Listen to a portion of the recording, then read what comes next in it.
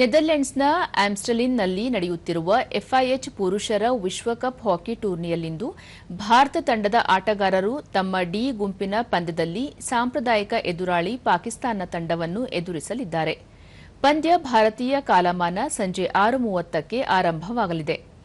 D ಗುಂಪಿನ ಸೆಣಸಿನಲ್ಲಿ ಭಾರತ ಆಡಿರುವ 2 ಪಂದ್ಯಗಳಿಂದ 3 ಅಂಕ ಗಳಿಸಿದೆ.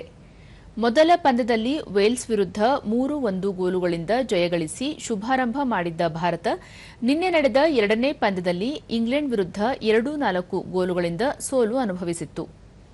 ಮತ್ತೊಂದೆಡೆ ಪಾಕಿಸ್ತಾನ 2 ಅಂಕ ಗಳಿಸಿದೆ. ಮುಂದಿನ ಹಂತಕ್ಕೆ ಅರ್ಹತೆ ಪಡೆಯಬೇಕಾದರೆ ಭಾರತದ ಆಟಗಾರರು ಇಂದು ಪಾಕಿಸ್ತಾನ ವಿರುದ್ಧ ಕನಿಷ್ಠ ಡ್ರಾ ಫಲಿತಾಂಶ ಪಡೆಯುವುದು ಅಗತ್ಯವಾಗಿದೆ.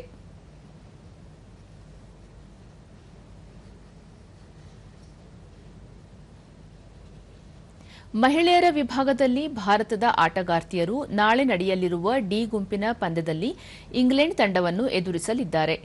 ನಿನ್ನೆ ಸಂಜೆ ನಡೆದ ತನ್ನ ಎರಡನೇ ಪಂದ್ಯದಲ್ಲಿ ಭಾರತ 6-1 ಗೋಲುಗಳಿಂದ ದಕ್ಷಿಣ ಆಫ್ರಿಕಾ ವಿರುದ್ಧ ಗೆಲುವು ದಾಖಲಿಸಿತು. ಪ್ರಸ್ತುತ ಭಾರತ ತಂಡ ಡಿ ಗುಂಪಿನಲ್ಲಿ ಸತತ 2 ಗೆಲುವುಗಳೊಂದಿಗೆ 4 ಅಂಕ ಗಳಿಸಿ ಅಗ್ರಸ್ಥಾನದಲ್ಲಿದೆ.